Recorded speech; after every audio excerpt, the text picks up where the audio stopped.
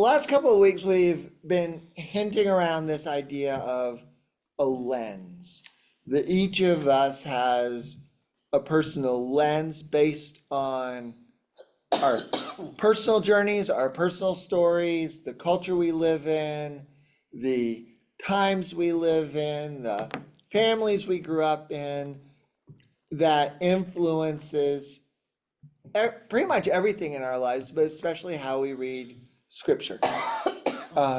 So that our lens affects the meaning and the understanding that we get from scripture. And two people with different lenses can get different meanings out of scripture. So we're going to really, this week and next week, really dive into that idea and that concept by looking at specific passages of scripture, very important passages of scripture from different lenses. So today we're going to go into the Old Testament, into probably the most influential story in the Old Testament, which is the Exodus, which forms an immense foundation for almost everything that follows. And we are going to look at the Exodus from our own perspectives. So think about, what does it mean for us? Then we're going to go back into American history, and we're going to look at two writings from 1774 and 1775. The first writing is a sermon that was preached in Virginia in 1775. The second writing is very rare. It is a newspaper editorial, basically, letter to the editor, written by a former slave talking about why slavery is wrong.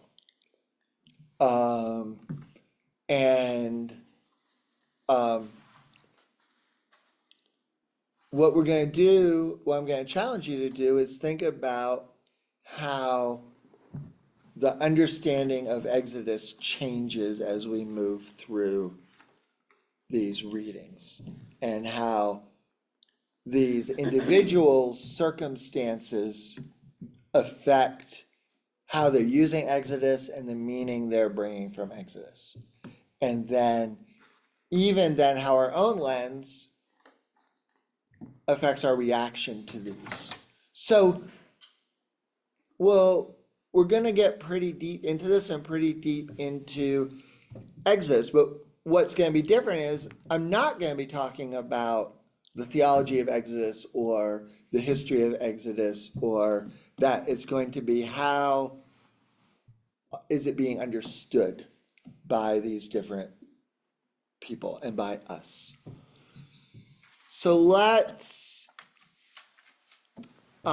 start with, again, going back to this idea of a lens. So on first page of your worksheet right on top, I'm defining this idea I have of our lens. So our lens is created by our personal, societal, and cultural stories. And we've kind of talked about this before. This isn't a rigid lens. It changes as we change. It changes across our lives. So by using an example here, when I was growing up, there was an announcer in Boston, a Boston Celtics announcer named Bob Cousy, who was he himself was a basketball player back in the day, in like the 60s and the 70s. And it was said about Bob Cousy that he had green glasses, that there was no sense that he was an unbiased announcer. When he called that game, he was the ultimate Celtics fan. and he had green glasses. If the refs called it against it, they were wrong. If there was a foul, it was wrong. But if the Celtics fouled somebody, it was right. I mean, he had They had every reason to do that. right. He was not impartial, he was not unbiased, he was the exact opposite. His lens when he watched that game was partly as a professional basketball player who was very steeped in the game, but also as a lifelong Boston Celtic. But everybody knew that. Oh yeah, Okay, there was no secret. okay. You listened to him for 5 minutes, you knew that. And he even talked about it. He even talked about having green glasses. Okay. So that's the sense of lens. So I'm going to read you now excerpts from the Exodus story. We're not reading the whole Exodus story because it is very long. This is excerpts. And I want you to think about, as I read this, how do you think about the Exodus story? How does the Exodus story affect your life, engage your life? And the answer may be it does not. So don't think like, oh, I'm drawing a blank here because other than Moses parting the Red Sea and watching that movie, I've never thought for 30 seconds about the Exodus story. Okay. That's fine. If that happens, we may talk a little bit about why that is. But think about, as I read this, what does this story, has it meant anything to you? Is it a part of your life? How does it connect to your life, if it does? So here's the Exodus story, starting in Exodus chapter 1, verse 8, and ending in Exodus chapter 14, verse 31. So, Mary Ellen, since you're good with your Bible, there, you may find it easier not to follow along because I am skipping. I'm going to read you. I got all of that into this much. We're just gonna skip the place. Well, I'm assuming that most of you more or less know the scope of the story, so I'm just kind of reading enough to kind of remind you of it. Remind us about it. Yeah. So yeah, we're not reading We all, don't have to hear about the locust tonight. no locusts. Okay. Good. Now a new The king. plague came before that. Now a new king arose over Egypt who did not know Joseph. Joseph being the son of Abraham, actually the son of Isaac, who brought the Israelites to Egypt to escape a famine. The king said to his people, "Look, the Israelite people are more numerous and more powerful than we.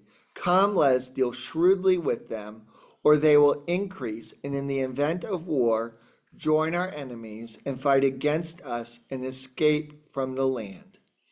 Therefore, they set taskmasters over them to oppress them with forced labor. The Lord said to Moses, "I have observed the misery of my people who are in Egypt. I have heard their cry on account of their taskmasters. Indeed, I know their sufferings, and I have come down to deliver them from the Egyptians and to bring them up out of the land to a good and broad land, a land flowing with milk and honey. The cry of the Israelites has now come to me. I have also seen how the Egyptians oppress them.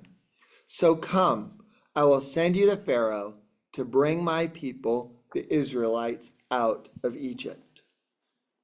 So Moses goes to Egypt, takes on Pharaoh. There are a whole bunch of plagues,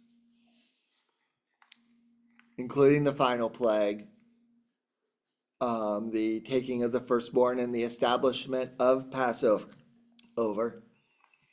And the Israelites did just as the Lord had commanded Moses and Aaron. That very day, the Lord brought the Israelites out of the land of Egypt, company by company. So now you remember the movie, they're running out of Egypt. Pharaoh is hot on their heels. They come to the Red Sea. Moses stretched out his hand over the sea. The Lord drove the sea back by a strong east wind all night and turned the sea into dry land, and the waters were divided. The Israelites went into the sea on dry land, the water forming a wall for them on their right and on their left. The Egyptians pursued and went into the sea after them, all of Pharaoh's horses, chariots, and chariot drivers. Then Moses stretched out his hand again, so that the water came back upon the Egyptians, upon their chariots and chariot drivers. The waters returned and covered the chariots and the chariot drivers, the entire army of Pharaoh that had followed them into the sea. Not one of them remained. So this is the basic escape from Egypt story. You have enslaved Israelites. You have Moses called at the burning bush. You have the showdown with Pharaoh. Ultimately, the Israelites get to let go. They run. Pharaoh changes his mind. He chases them. They get to the Red Sea. Oh no, what do we do? Split the Red Sea, run through. Israelites make it. Egyptians don't. All the Egyptians die. We're free. We celebrate on top of the hill on the other side of the Red Sea. That is the story. I'm being a little flippant, but that's the story, I right? can remember with the movie. I remember the movie. See, I've never seen the movie. Oh, you never saw the movie? I never saw Ten Commandments, no. Oh, it was very good. Oh, I'm sure it They was. show it every year, I think. Oh, I'm sure they do. It's probably on eternal late night TV rotation. So, what meaning or importance in your own spiritual life does this story have for you? None. Well, in the New Testament, they refer to this a lot. The Right. miracle of God, how he can perform miracles. Right. So it's And they're always reminded what right. great things God can do, and God could do that for them. Right now for you, Oh, for me, for you. well, just these stories are so good. I enjoy hearing them, don't you, about this? So they're good Not the stories. plagues, but. So they're yes, good stories. Good stories, yeah. Anyone else? How did this story affect? I had a boring life, I think. Well, just how great God can perform miracles, So, a sense of the greatness of God, yeah. kind of a disconnect, which doesn't surprise me. For two reasons. One, we are not as a whole society as biblically literate as we once were. So if you go back to the time of these readings, for instance, it was very common for people, preachers of course, but also people in ordinary lives, to link their lives to biblical stories. So almost as if they were living the biblical story. But the other reason that I'm not surprised is that we are sitting around this table as people who've lived very comfortable lives, who have never really we've experienced bad days, but we haven't experienced any sense of systematic oppression.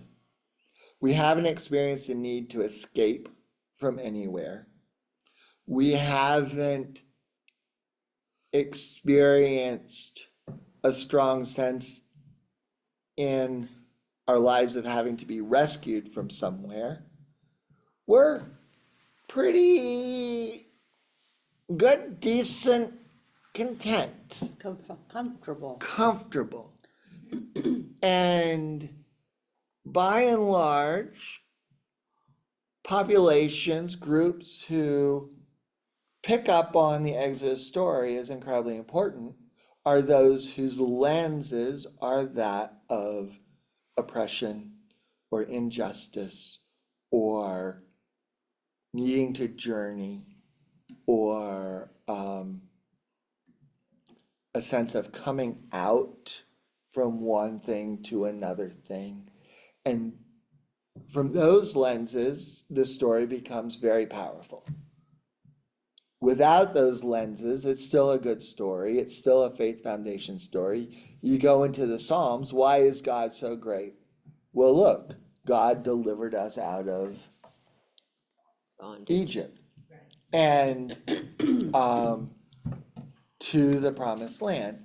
And part of it is also that we are not Jewish. So this is also the Jewish identity story. It's their coming of age story. This is what creates the people of Israel, the sense of God's chosen people, and in this place, in this land that God has promised.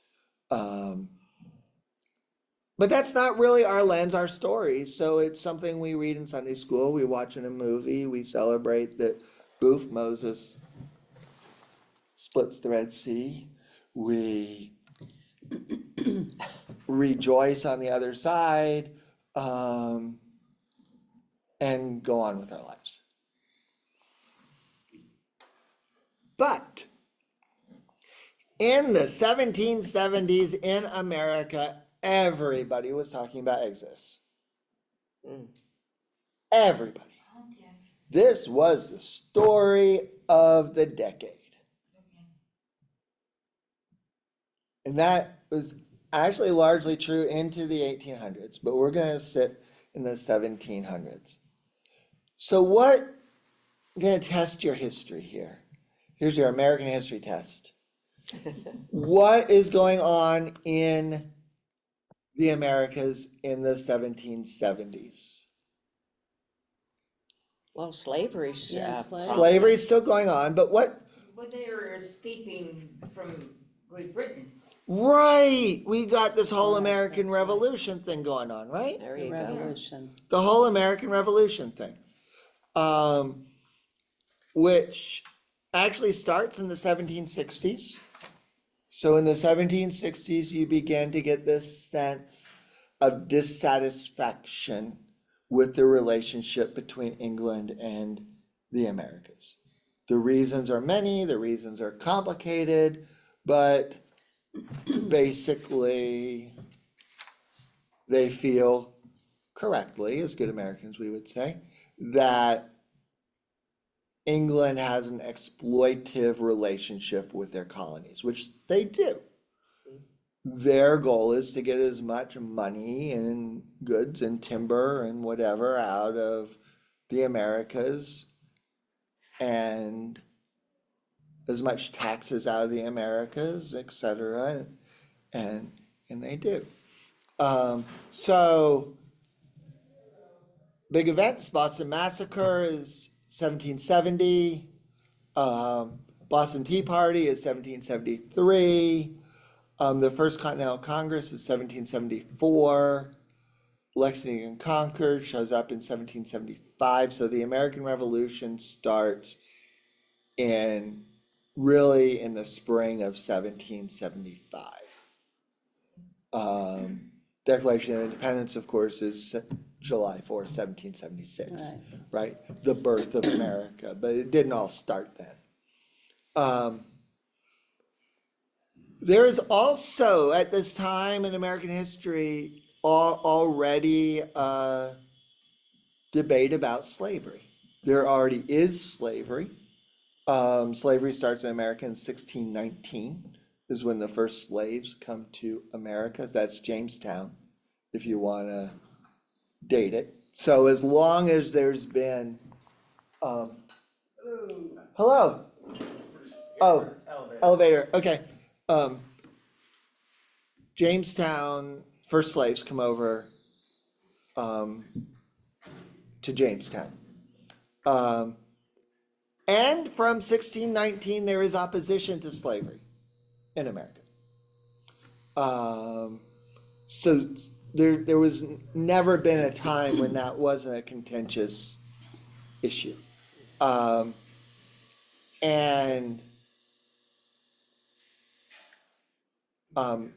all of that's gonna come into play. And I'm gonna shut this door.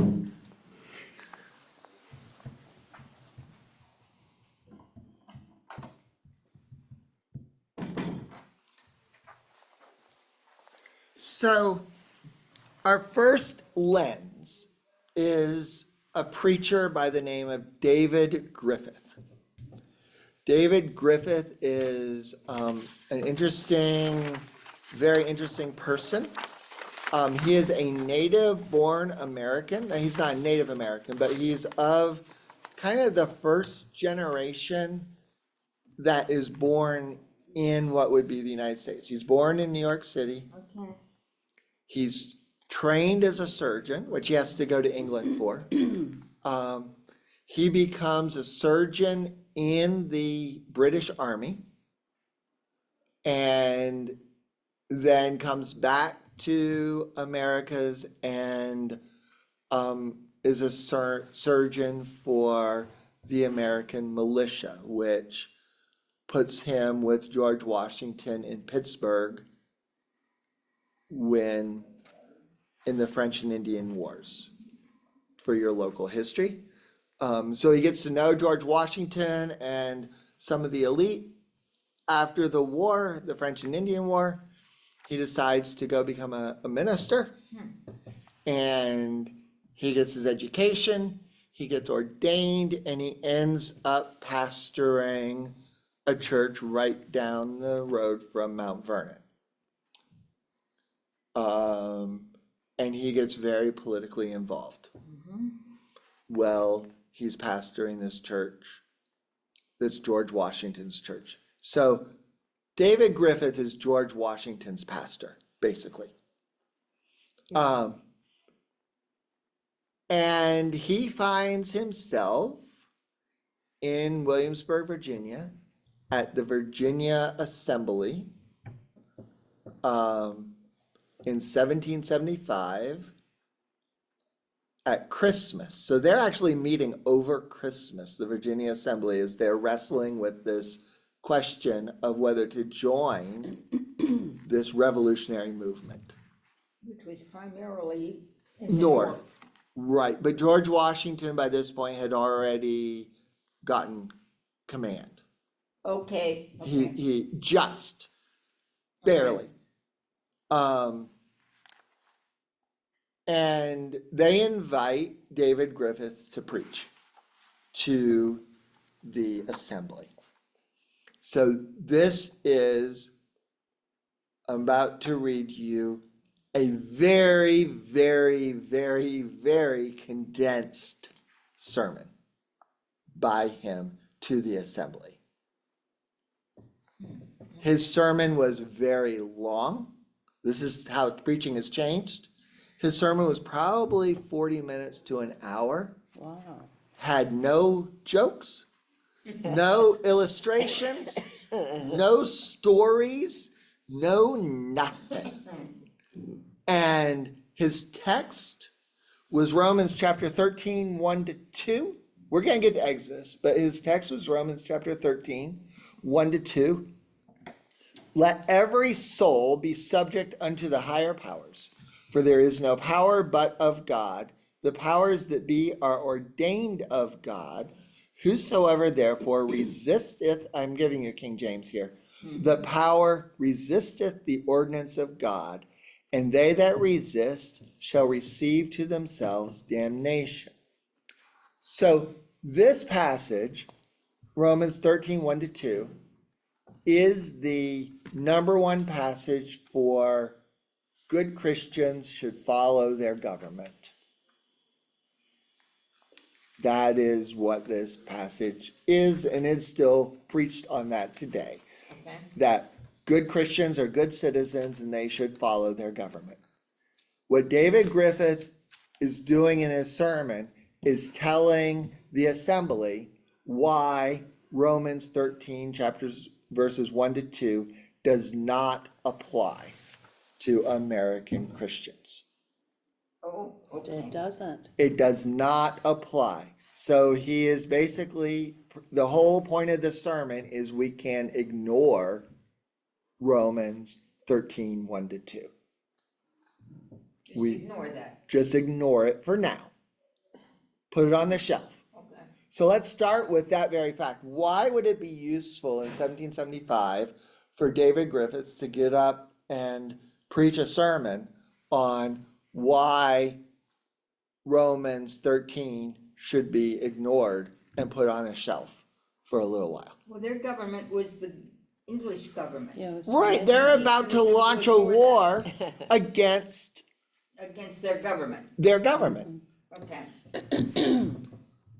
By the way, if you read the whole sermon, he does a very thorough job of this across that hour. A very thorough job. So, I want you, as I read this, to listen for Exodus.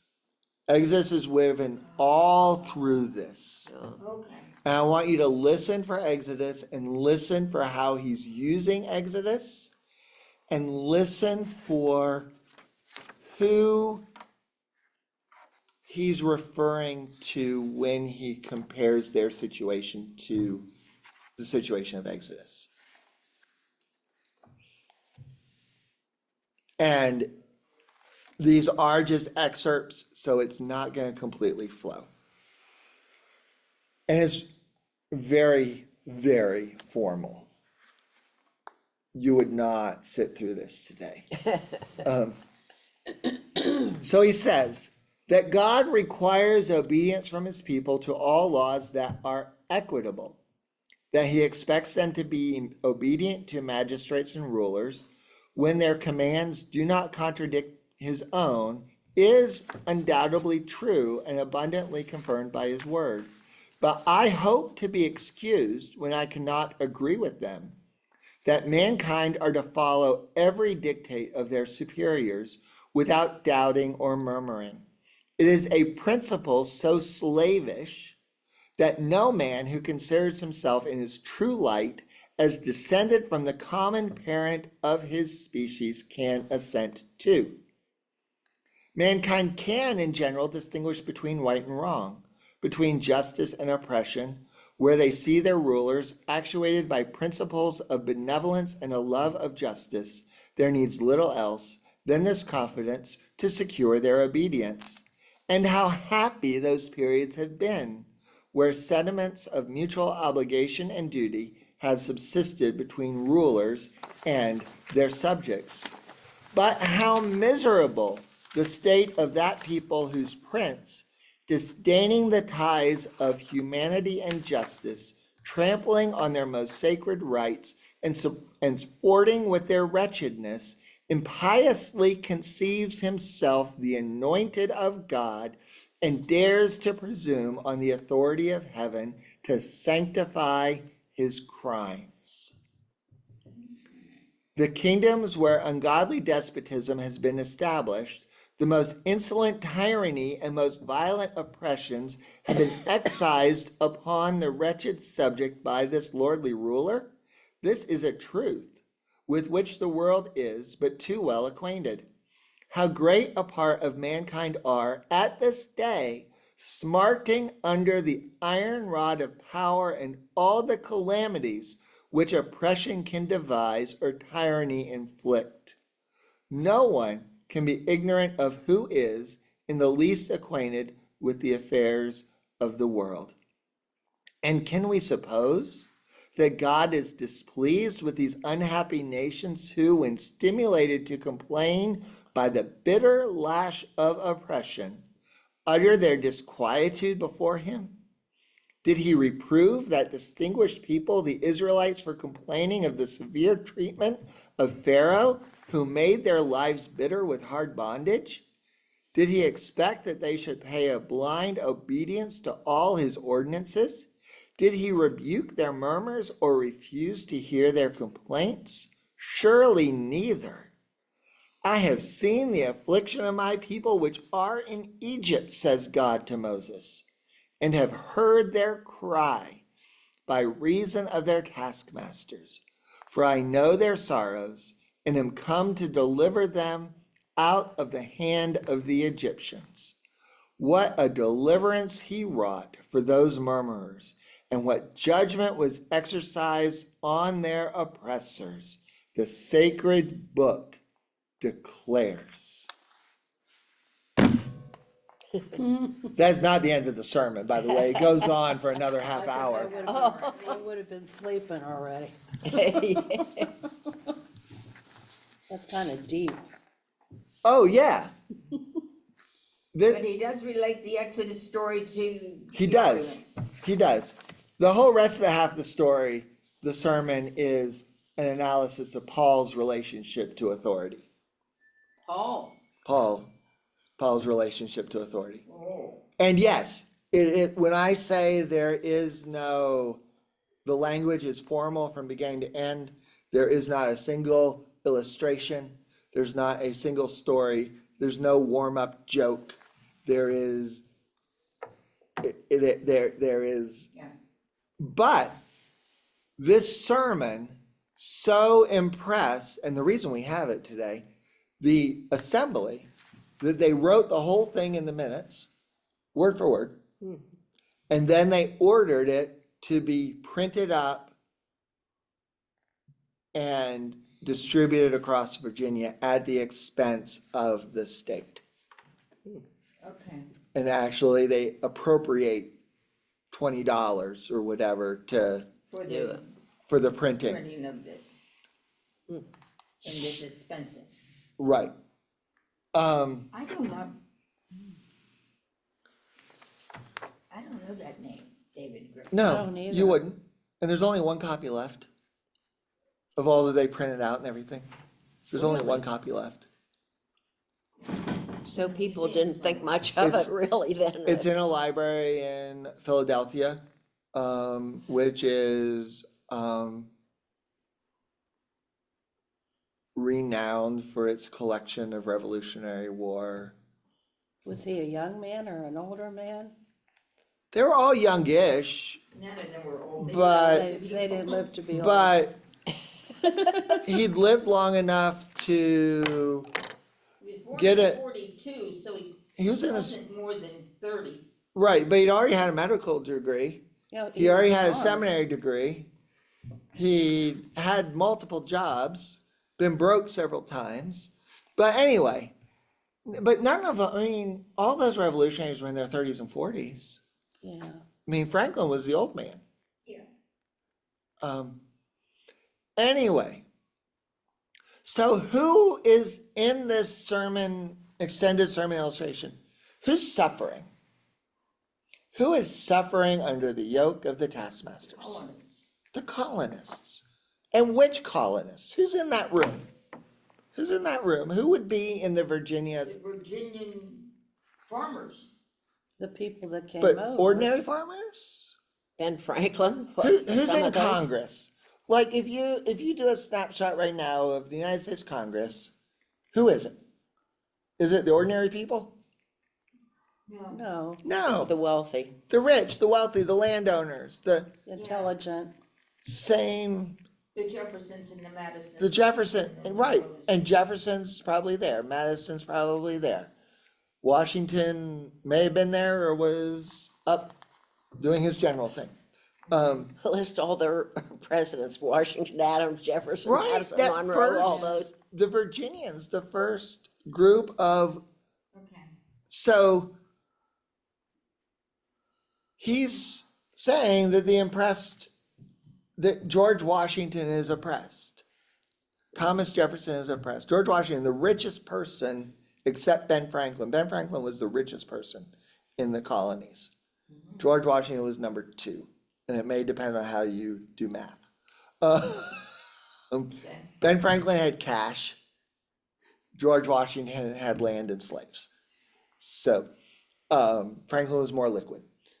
Washington was less. But anyway, so who are the oppressed? The oppressed are the elite of these colonies. Who are the taskmasters? Who in this illustration, who's applying the rod of oppression? The British government. The British government, the king.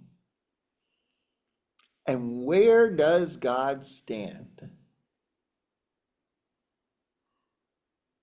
Should be with the oppressed then, the colonists. Right, so God stands with these wretched, miserable, oppressed people. So who's going to win the revolution? Here we are, 1775. Who's, according to David Griffith, as he gets up on the floor to preach this sermon, urging them to join the cause, who's going to win? Well, the oppressed, because God will be looking after them. Right, so who are they? I mean, America's going to win, right? It doesn't matter that at that point in time, Britain was the largest military force. And the redcoats were all over. And the redcoats were all over the place. And 90% of their neighbors didn't agree with what they were about to do. I don't know, I just made up that number. But a lot of people did not agree Yeah. with what they were going to do. The Tories. It is preordained because we are the Israelites Okay, and Britain is Pharaoh. See how that lens is working? Yeah. okay. See how that lens is working? Yes. That a bunch of rich planters can identify themselves without irony. That's my own lens working. Without irony, as in line with the oppressed, miserable, wretched Israelites. If you've ever been to Mount Vernon, sorry, no editorializing. That is a seat of oppression and miserableness and wretchedness. Not really. So he says at the end of this, where I cut it off, the sacred book of God declares. So let's go back to this Romans chapter 13, 1-2, this commandment. Yes. By invoking Exodus, what does David Griffith do with Romans 13, 1-2? He deletes it. He deletes it. Right. It's gone. It doesn't matter. Because we're the Israelites. Okay. See how that lens is working? Okay. Yeah. How Similarities. he's bringing his situation, his culture. He probably, I assume that he owned a slave or two. He was not rich. David Griffith was not rich and was not a rich landowner. He was Poor preacher. a poor preacher. And he was so poor. And after the Revolutionary War, Virginia was so poor that when he was named Bishop of Virginia, which he was the first Episcopal Bishop of Virginia, and he was supposed to go back to England to be officially named, they couldn't afford to send it. Episcopal Church. So by using his lens on Exodus, David Griffith blows Romans chapter 13 out of the water and spiritually frees his people to go and fight the revolution instead of obeying the king and being good citizens. Okay, so now we're going to shift lenses completely. This is a little bit of whiplash. We're going to look at a gentleman by the name of Caeser Sarter. Caeser Sarter lived in Newburyport, Massachusetts, which is right near where I grew up. although I will tell you that nowhere in my education did anyone mention Caesar Sarter. But, Okay. Caesar Sarter lived in Newburyport, Massachusetts. He was enslaved. He was a slave. He was kidnapped out of Africa, brought to America, and was a slave for about 20 years. That's from his own reckoning. The only thing that we know about Caesar Sarter is that in 1774, he wrote what we would now call an op-ed piece or a letter to the editor to his local paper, explaining why slavery was wrong and why all these people running around talking about liberty and oppression, etc., did not know what they were talking about. This is a remarkable document for 1774, and it's probably only possible because Newburyport was so Newburyport in the 1770s, Newburyport, Massachusetts was bigger and more important in New England than Boston was. How close to Boston was it? It's 50 miles north. Oh, okay. It sits at the mouth of the Merrimack River. The Merrimack River is a big river that runs all the way straight down from New Hampshire, Okay. all the way into Massachusetts. It was literally, I played on the banks of the Merrimack River. This is like right where I grew up.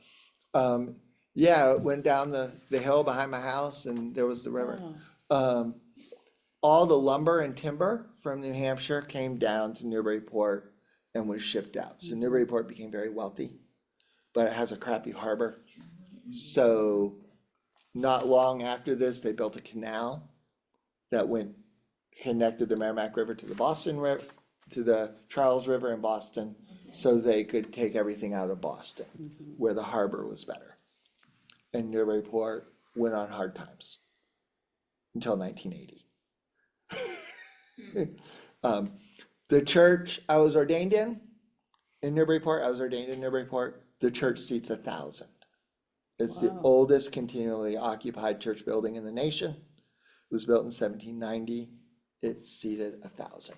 there's a lot of old churches though are still standing in New England. There are. My girlfriend's from New Hampshire and she now goes to a Christian church that's so old, it's but it's still a beautiful building. Well, yeah, they kept them up. So Newburyport was a seat of abolitionism in the 1700s, led by a preacher named George Whitefield. George Whitefield is a personal hero of mine. That's the only reason I'm mentioning him right now. But he was kind of the Billy Graham of the 1700s. He was English, but he traveled up and down the colonies, preaching the gospel.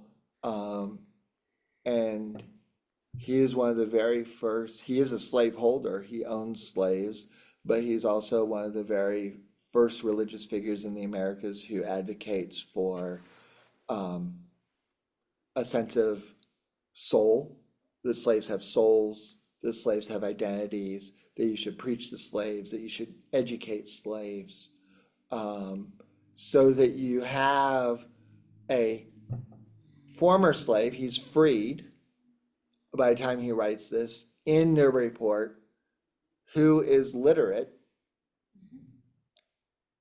very literate. This is not broken writing here. Is not overly surprising, and that his writing would be published in the local paper. And this paper, by the way, is the equivalent of the Morning Journal. This isn't like the Boston Globe or the New York Times. This is Local. literally the local paper. All 4 articles. So he writes this. And again, listen for Exodus. To those who are advocates for holding the Africans in slavery, a place in your next, and you will oblige one who is a well-wisher to his brethren who are now in that unhappy state. As this is a time of great anxiety and distress among you on account of the infringement not only of your charter rights, but on the natural rights and privileges of freeborn men, permit a poor, though freeborn, African, who in his youth was trepanned, that's kidnapped, that's trapped, that's Old English for trapped. I had to look that up, into slavery, and who has borne the galling yoke of bondage for more than 20 years, though at last, by the blessing of God, has shaken it off, to tell you, and that from experience, that slavery is the greatest and consequently most to be dreaded of all temporal calamities. So its opposite, liberty, is the greatest temporal good with which you can be blessed. I was horrible at typing when I typed this. No, that's how they spelled blessed back then. I wasn't horrible at typing. Okay. Now, if you are sensible that slavery is in itself and in its consequences a great evil, why will you not pity and relieve the poor, distressed, enslaved Africans, who, though they are entitled to the same natural rights of mankind that you are, nevertheless groaning in bondage, a bondage which will only terminate with life? To them a shocking consideration indeed, though too little, I fear, thought of by most of you who enjoy the profits of their labor. As the importation of slaves into this province is generally laid aside, I shall not pretend a refutation of the arguments generally brought in support of it, but request you to let that excellent rule given by our Savior to do to others as you would that they should do to you, have its due weight with you. Though we are brought from a land of ignorance, it is as certain that we are brought from a land of comparative innocence, from a land that flows, as it were, with milk and honey. And the greater part of us carried where we are, not only deprived of every comfort of life, but subjected to all the tortures that a most cruel inquisitor could invent or a capricious tyrant execute. And where we are likely, from the vicious examples before us, to become tenfold more the children of Satan than we should probably have been in our native country. Would you desire the preservation of your own liberty? As the first step, let the oppressed Africans be liberated. Then, and not till then, may you with confidence and consistency of conduct look to heaven for a blessing on your endeavors to knock the shackles with which your taskmasters are hampering you from your own feet. On the other hand, if you are still determined to harden your hearts and turn a deaf ear to our complaints and the calls of God in your present calamities, only be pleased to recollect the miserable end of Pharaoh in consequence of his refusal to set those at liberty whom he had unjustly reduced to cruel servitude. Remember the fate of Miriam for despising an Ethiopian woman. I need not point out that the absurdity of your exhortations for liberty, while you have slaves in your houses, for 1 minute's reflection, is, methinks, sufficient for that purpose.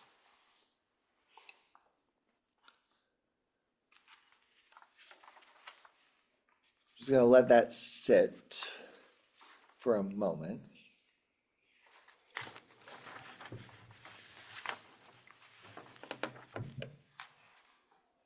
Caeser Sarter does not mince words. It didn't have much effect at the time.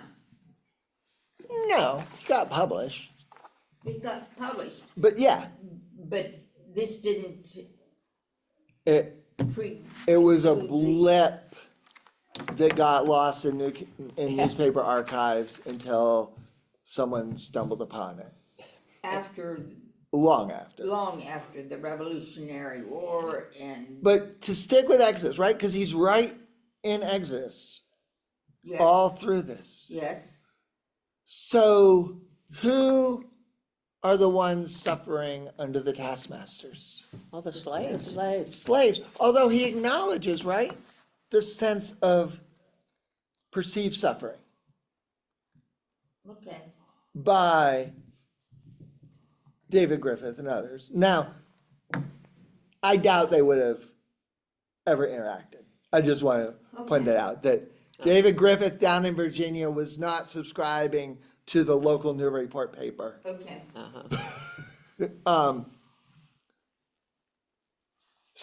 But he does acknowledge that there are these people out there feeling like they're oppressed and they have these taskmasters over them. Yes, But who is he saying are the equally, if not more, oppressed? It's the slaves, right? And who are the taskmasters? Well, the slave owners. The slave owners. Yeah. And where, according to Caeser Sarter, does God stand in this situation? Where does he stand? Whose side is God on? who's on the side of the slave? He's on the side of the slaves, right? Absolutely. And if they don't, as part of the revolutionary effort, according to Caeser Sarter, free the slaves, what's going to happen to them? Who's going to win? Oh, then they will lose to Great Britain. They will lose. I see. Okay. An interesting undercurrent was that England had already banned the transport of slaves by the revolution. And one of the interesting undercurrents of the revolution was that the planter class were afraid that England would outlaw slavery, Oh, that they wouldn't be sympathetic to the plight of it. It's a lot easier. In England, slaves were house servants. They did have slavery in England in the 1600s, 1700s, but it was like house servants. It wasn't your entire they weren't means of, picking cotton. they weren't picking Right. cotton. Were they treated better though, you think? There's arguments that there's no such thing as better slavery, but there's also better slavery. So you do see in America at this time a big split between northern slavery and southern slavery. So a northern slave would be more likely someone who is maybe even living in the same house with their owners. Farms were smaller, one person, two people to help out on the farm, or even help out with a business. Slaves were educated either informally, as in you have a tutor for your kids, and the slave is hanging about the doorway is because they're in the house and they're learning along with the kids, even though they're not being Sartre is educated. obviously intelligent, Very, educated. But there was a school in Philadelphia at this time, funded in large part by Ben Franklin, actually his wife, but to educate slaves and free blacks. So And they were treated different then. and if you were a business person, let's say instead of hiring a shop clerk, you bought a slave to be your shop clerk, it was useful for some level of education, some level of mathematics. But if you're running huge numbers of slaves to plant tobacco, to pick cotton, to run your plantation, you don't want them educated. They're other. So there is a difference between northern slavery and southern slavery, and most of the early African American abolitionist leaders, people like Caeser Sarter, even like Frederick Douglass, and others were Northerners who were either freed or they managed to escape there were large free black communities in Boston, in Philadelphia. You could disappear fairly easily. And in those urban environments in New York, you've always been able to go to New York and disappear. It's one of the nice things about New York. So it was a different type of slavery. I think it was still slavery. I think that They were just treated different. they were treated a little, in some cases, a little better. They had more chances for opportunity, but it was still slavery. it was still slavery. And there's one, I ran across her, I'd forgotten about her when I was researching this. There's a woman named Phyllis Wheatley. She was a celebrated poet. And this was the reality even of Northern slavery. So she was a slave. She was highly educated. She knew Latin, she knew Greek, she was steeped in English poetry. She wrote beautiful poetry, which was published, which was sold, every cent of which went to her master. His business was publishing the poems of his talented, literate slave. And she does eventually get freed when Massachusetts outlawed slavery. She gets freed, and the moment she's freed, she's broke, she's penniless, she can't get a thing published, and she has nothing. She has no power. She has nothing. She's nothing. And she writes these poems, which you wonder if she knows where her bread is buttered on, but she writes these poems talking about how wonderful slavery is and how blessed the slaves are because they've been the opposite of this. They've been pulled from horrible, dark Africa and given the benefits of Christianity. So she's like the slave owner's poet. She would have been rare, though, Yeah. wouldn't she have been? Well, and I wonder if she believed how much of that she thought she believed. But, Because she had to write. which brings me to back to Christian Sarter, and where for him is the land of milk and honey? Africa. Africa. Right, it's almost a reverse Exodus. He was in the land of milk and honey. Yeah. And how's this idea that they were somehow saved from this land of milk and honey? It's hogwash, right? He actually, because that was a big argument for slavery, that we are bringing these horrible, wretched people from a primitive land to civilization and to God, to Christ. We're saving their souls. That was a huge art, and he addresses that directly, and he says, how much more likely are we to be children of Satan under your oppression than back when we were in Africa? We are better off when we didn't know this story of Exodus than we are now. So why, one final question on this, why does Caeser Sarter want his readers to remember Pharaoh? Why does he want them to remember Pharaoh? Because Pharaoh died. Because Pharaoh died. So, in holding these two side by side, can you, and to not judge either, can you begin seeing how where they were in life dramatically impacts what they do with this story? Right? It's the same story. exactly the same story, Through different lenses. two completely different lenses. And in a way, they're using it in exactly the same way. They're lining up, and you know, who's the oppressed? Who's Pharaoh? What are we escaping?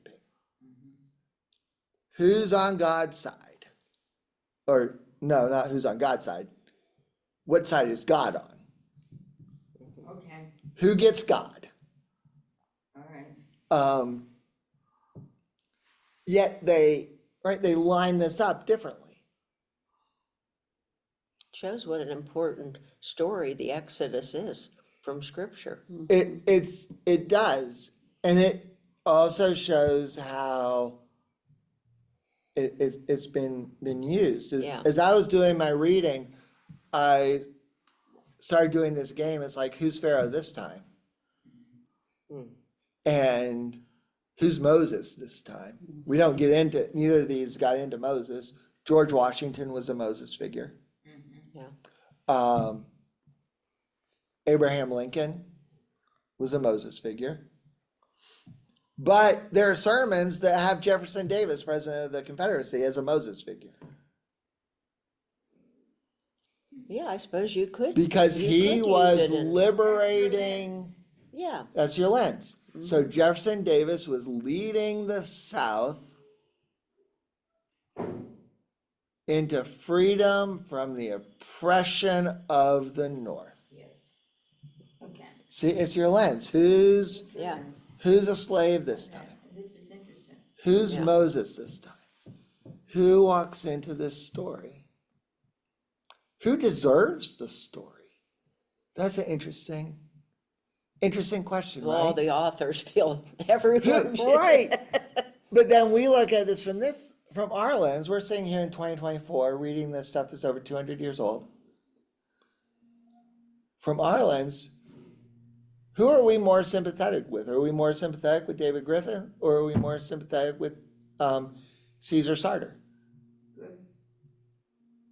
Griffith?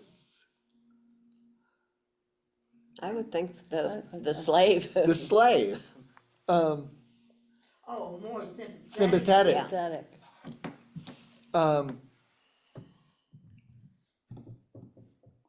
Can you also see, though, how our lenses can blind us? So my guess is that David Griffith, for all of his education, all of his scholarliness, he would think that Caesar Sarter was just absurd. Absolutely absurd. Really, he couldn't see his side of the interpretation of the story? Not, No, I don't think he would. Really? And he was a Southern. he was part of that Southern system, Yeah, Yeah, that's, right? part of that Southern system where, He couldn't relate to, I don't think he could. yeah. Right, you see in that time period, as you look at Exodus, this disconnect over between the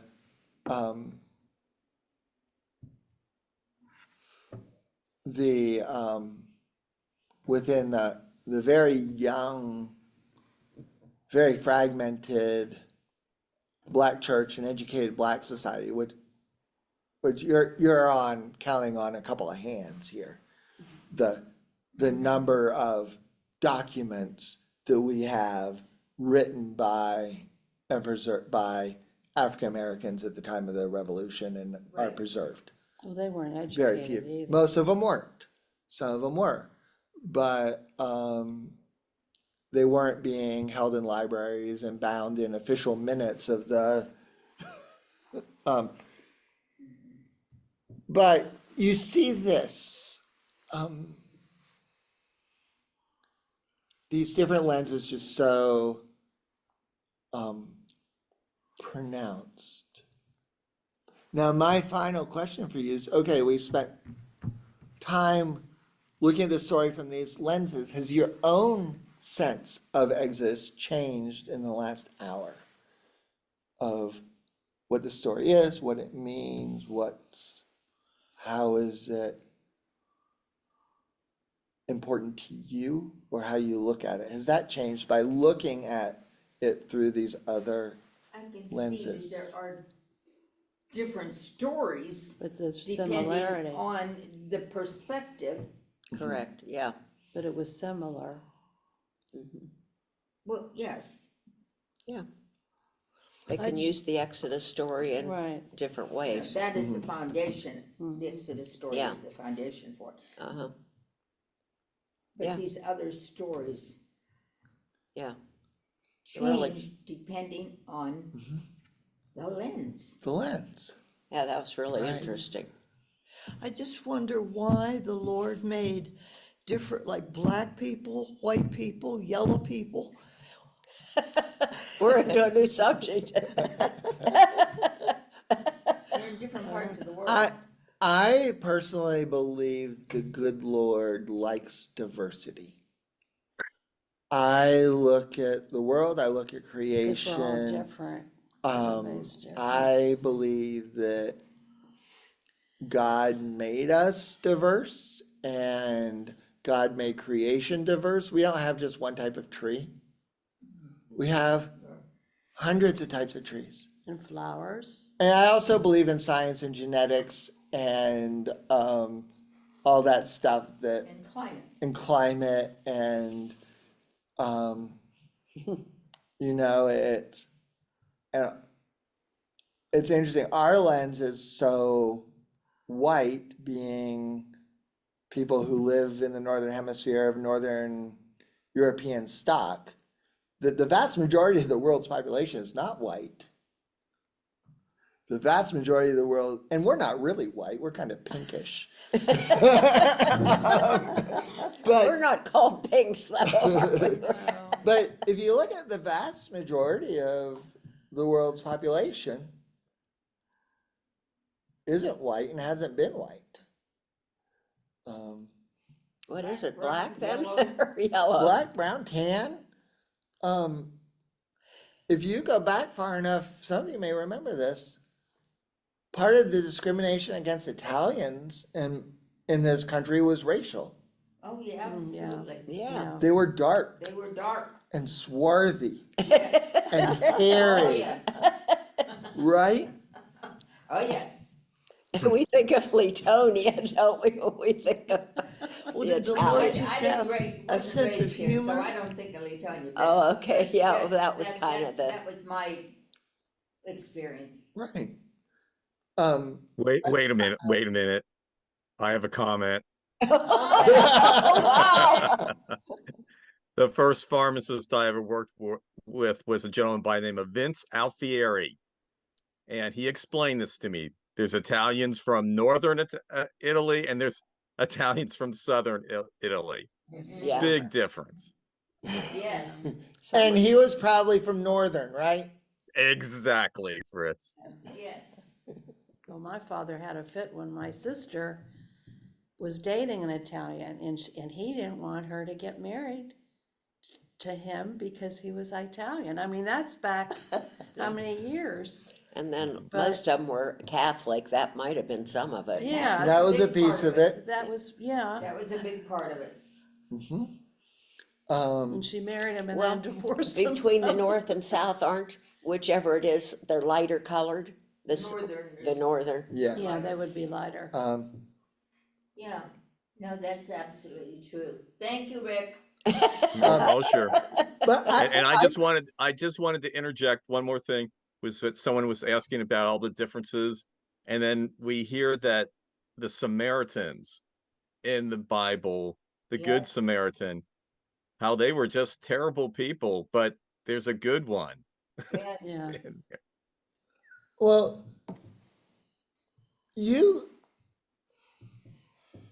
this is a little off subject, but you look at Jesus. Jesus works the margins of society. I think it's something that's very challenging has always been very challenging for Christians. But if you look at where Jesus is and who he's interacting with, he's always interacting around the margins of society. He's with the fishermen, he's with the tax collectors, he is accused of drinking too much. He's with people who are deemed unclean, untouchable. Yeah, He's people who have mental health issues. If you want to translate demon possession as that, he stands up for the adulterer, and he ends up on a cross between two deplorables, one of whom he forgives. He is everywhere except hanging out with the people in the center of society, The average people. the average people. And you see echoes of Exodus in that, because he is hearing in his life, in his ministry, he is hearing the cries of the poor and of the oppressed and promising liberty, promising salvation, promising inclusion, promising community.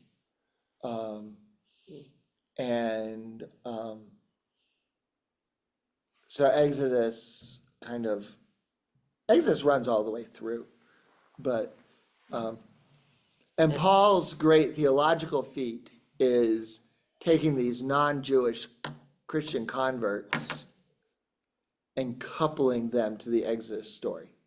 And that's what Paul does, especially in Romans, is he takes these totally non-Jewish people who have no cultural connection with the Exodus, and he weaves them into the Exodus story. And weaves us into the Exodus story. So Exodus becomes our story,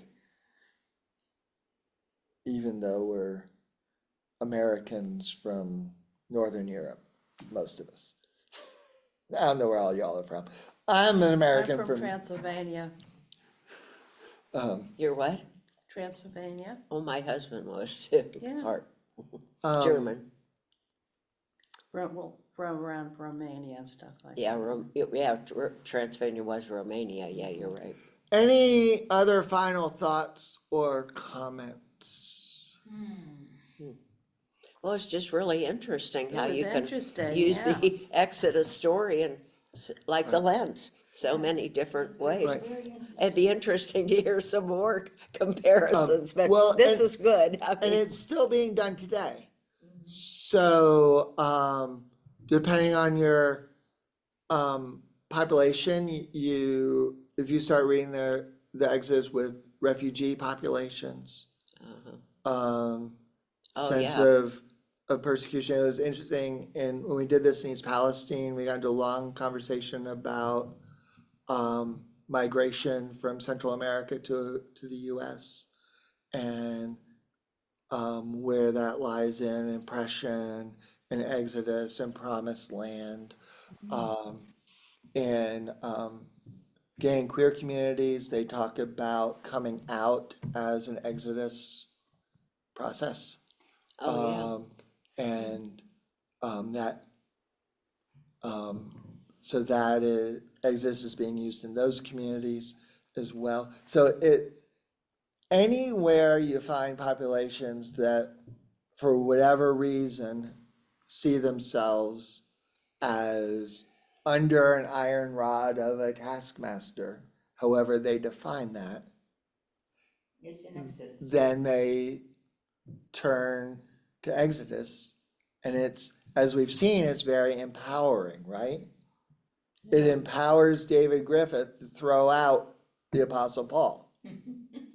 How about Hitler? A lot of Germans had to exodus Right. Germany, or the Jews, or they would Right. have been And- exterminated. That was So And- Hitler was the pharaoh there. Probably, and I imagine, I've not done this, but it would not surprise me that if you go into Jewish writings of the World War II era,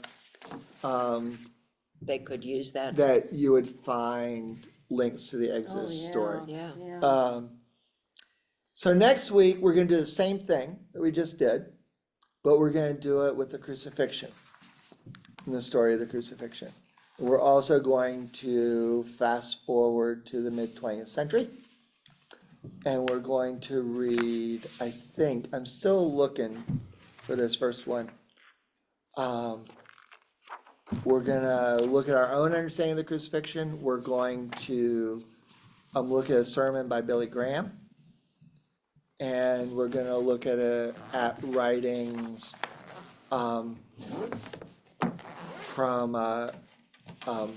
feminist domestic violence perspective, which could be a little disturbing, but how the crucifixion is seen from both those lenses, and the purpose of the crucifixion from both those lenses, and its role in healing from both those lenses.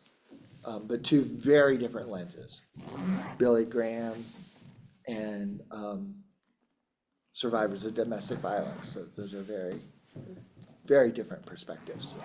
And then, having looked at both of those, we're gonna start, in the end, we're gonna go back to ourselves, we're gonna go back to our verses, we're gonna be looking at our own lens, and how those verses that you picked up, that I've written down, how you, looking through your own lens, are seeing those verses and how they've affected you.